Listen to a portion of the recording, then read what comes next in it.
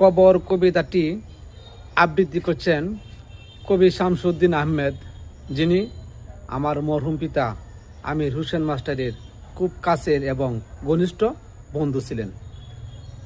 Sir, আপনি একটু বলেন। এইখানে তোর দাদির কবর, ডালিম গাছের তলে 30 বছর ভিজিয়ে রেখেছি আমার দুই নয়নের জলে। এতটুকু তালে গড়ে এনেছিল ও সোনার মতো মুখ, পুতুলের বিয়ে ভেঙে গেল বলে কেঁদে বাসায় তবু। এখানে ওখানে ঘুরিয়া ফিরিয়া ভেবে হইতাম সারা সারা বাড়ি ভরে, এত সোনা মুখ ছড়িয়ে দিল কারা। সোনালি উষার সোনা মুখ তার আমার নয়ন ভরি, লাঙ্গল লইয়া খেতে ছুটিতাম গায়ের ওপর ধরি। যাইবার কালে ফিরে ফিরে তারে দেখে লইতাম কত, একথা লইয়া বাবিসাব মোড়ে তামাশা করিত শত। এমনি করিয়া কখন জানি আমার এই জীবনের সাথে মিশে ছোটখাটো তার হাসি ব্যথা মাঝে হারা হয়েছিল দিশে। বাপের বাড়ি যাইবার কালে কহিত দরিয়া পা, আমারই দেখিতে যাইও কিন্তু ওই উজান তলির গা। শাপলার হাটে তরমুজ বেচে 2 পয়সা করে দেরি, পুতির মালা 1 ছড়া নিতে কখনো হইতো না দেরি। 1.5 পয়সার তামাক হার মাজন লইয়া ঘাটে, সন্ধ্যাবেলা ছুটে যাইতাম ও শ্বশুর বাড়ির বাটে।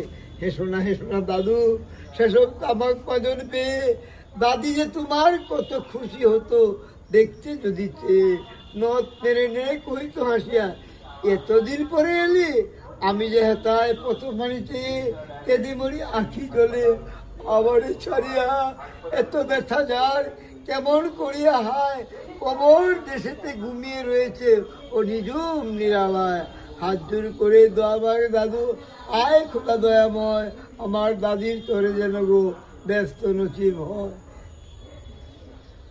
তারপরে এই শূন্য জীবনে কাটিয়েছি কত পারি, যেখানে যাহারে জড়াইয়া ধরেছি সেই তো গিয়েছে ছাড়ি। শত কাফনের শত কবরের আমার এই হৃদয়ে হাতি, গনিয়া গনিয়া ভুল করে গনি সারাদিন মান জাগি।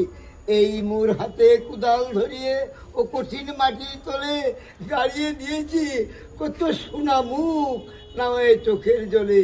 মাটিরে আমি বড় ভালোবাসি, তাই মাটিতে লাগিয়ে বুক।